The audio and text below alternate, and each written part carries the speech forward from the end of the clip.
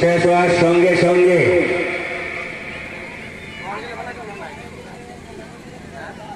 তারপরে এই মঞ্চে আপনারা দেখতে পারবেন শুধু আমন্ত্রিত কণ্ঠশিল্পী দীপাকি, সঙ্গে থাকবেন আমাদের পুষ্প পাঠক। আজকের এই অনুষ্ঠান দেখবেন বলে ওনারা